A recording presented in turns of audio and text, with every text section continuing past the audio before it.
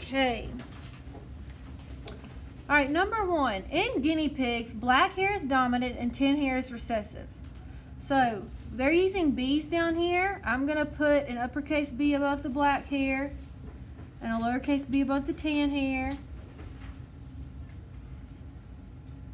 I need to make a key. So an uppercase B represents black hair and a lowercase b represents tan.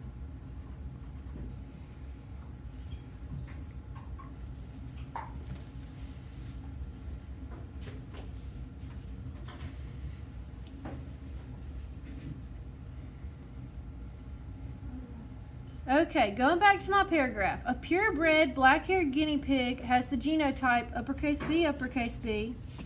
A hybrid black-haired guinea pig has the genotype uppercase B, lowercase b. When they are crossed, what are the genotypes and phenotypes of the offspring? What percentage of the offspring are tan? So we've got to make a Punnett square before we can answer any of those questions. So we made a key. Now come over here. You're going to write the parents' genotypes, and you're going to write it as a cross. So watch how I write this. The first parent listed is this homozygous dominant parent. And then I'm going to put an X. That stands for cross. Okay, they're being bred. Or this guinea pig's being bred with a heterozygous guinea pig. Now I have a space below to work out a Punnett square, so you need to draw one. Put the first guinea pig listed, its genotype will go at the top. The second guinea pig's genotype will go on the side. And then I'm filling in my Punnett square. This dominant allele will come down. This dominant allele will come across. Dominant down. Dominant across. Dominant down. Recessive across. Dominant down. Recessive across. Okay, over here it asks for the possible genotypes. So here we can see two homozygous dominant genotypes. We do not have to write them twice, just write a homozygous dominant genotype once. And then we have a heterozygous genotype, so write that one. All right, John Mark, what would be the possible phenotypes for this offspring? That they're all black. Yes, because this genotype gives us black-furred guinea pigs, or haired guinea pigs, and then this genotype will also give us black hair. So you just got to write black hair.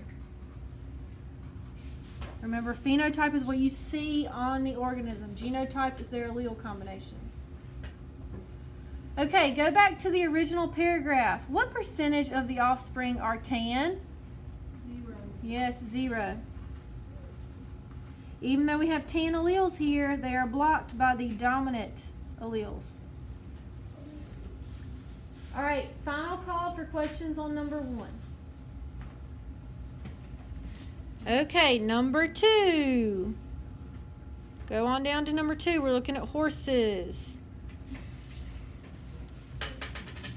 In horses, black color is dominant over chestnut. So I'm going to use an uppercase B for black, lowercase b for chestnut. Use a Punnett square to show a cross between two hybrid black horses. And then it asks what are the genotypes and phenotypes of the offspring. So I got to make my key. Uppercase B represents the black-haired horse. And lowercase b represents chestnut.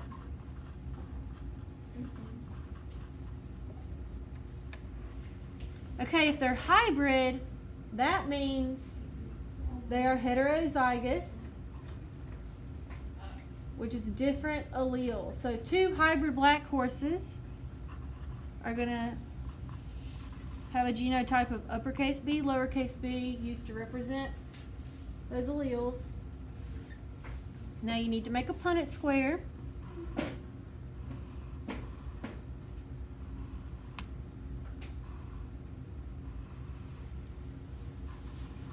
Parent 1 goes at the top, parent 2 on the side.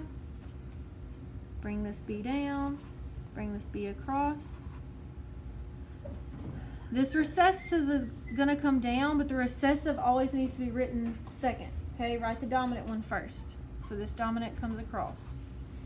dominant down, recessive across, and then recessive down, recessive across.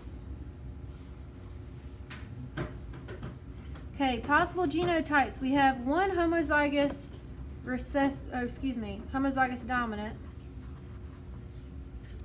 There's a 50% chance that they'll have offspring that is heterozygous, and 25% chance the offspring will be homozygous recessive.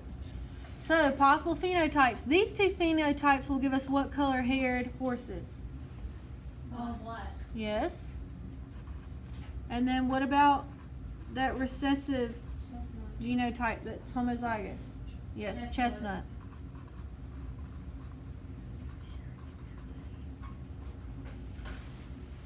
Okay, there's not any more questions in the paragraph that we need to answer. So we're going to go to number 3. So what would be the answer? For what? At number 2. What is the... You wrote it right here. Yeah. Only if there's a blank do you have to fill something in. Okay, for number 3, if you would like to move ahead, if you feel like you're getting the hang of things, then you are allowed to move ahead. Okay? However, if you have questions about a problem that I'm not on yet, just wait until I get to that problem.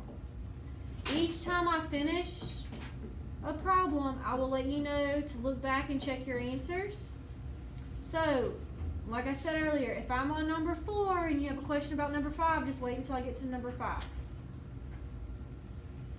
If you get done before we're done, then read your, go over your flashcards. Okay, in humans, a widow's peak is dominant. If you don't know what a widow's peak is, when you look at someone's hairline, like if these are their eyes, then in the front, the hairline for a lot of people is just straight. But if it's a widow's peak, it goes down a little bit like that. Okay?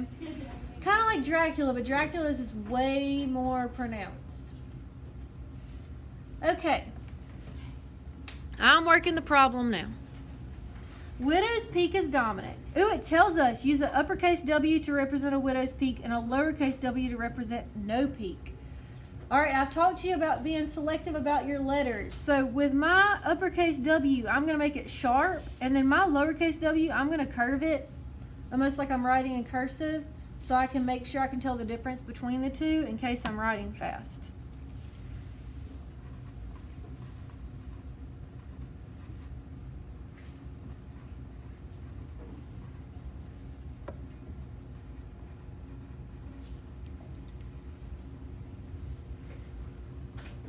Okay, cross a homozygous parent with a widow's peak. Widow's peak is dominant, so they're going to have 2 uppercase letters representing their alleles, with a parent that does not have a peak. All right, no peak is recessive, so they've got to have 2 recessive alleles. To not have any widow's peak, I need to make a Punnett square.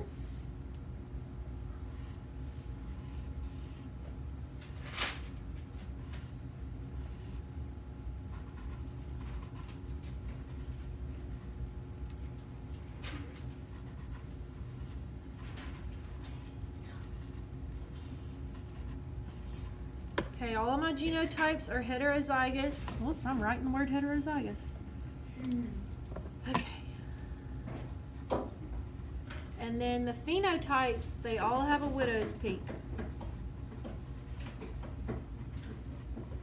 Hey, and this might be something you caught on to. If one parent is homozygous dominant, then all of their offspring are going to have that dominant trait because that's all they have to offer in their gametes.